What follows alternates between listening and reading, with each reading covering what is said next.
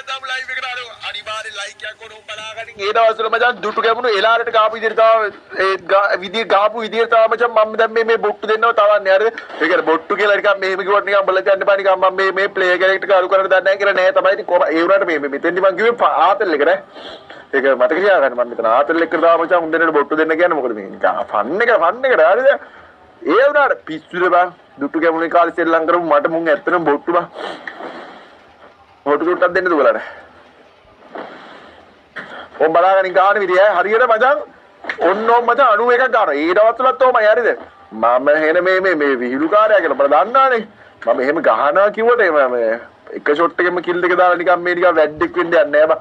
ඒ තරම් මට ප්‍රසිද්ධියක් ඕනේ නෑ. එහෙම ගහන්නේ නෑ බෝ.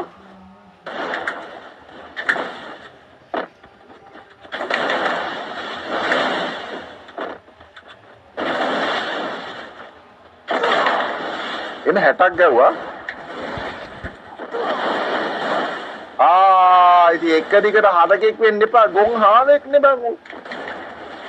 එතන හාව වුණත් හාවට ගෞරව කරපන්කෝ.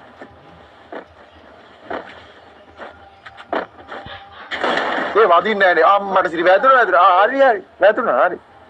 පිල්ලෝ ඒට ඕ ලෙවල් රිසල්ට් එනවා. ඉතින් අපිට මොකද කරන්නේ? දුටු ගැමුණුගේ බලෙන් ඒක නවත්තන්නකෝ. ඒ වගේ දේවල් වලට මම ඕව කරන්න යන්නේ නෑනේ බං. පිස්සුද බං. දුටු ගැමුණුගේ බලෙන් කරන්න තියෙන ඕවද කියපන්කෝ.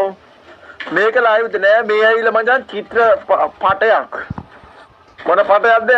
චිත්‍ර ඇඳපු චිත්‍ර පටයක්. දෙල මොහිනීව දාන්නාද? මගේ මොක්කක් තමයි ඉතින් මොහිනී කියන්නේ. මොහිනී කියන්නේ X බං. මේක ලයිව් නෑ තෝගේ ආතික රෙද්ද පාඩු විද බං.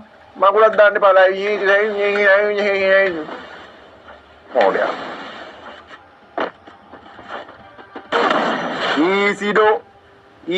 ඊසි ආ.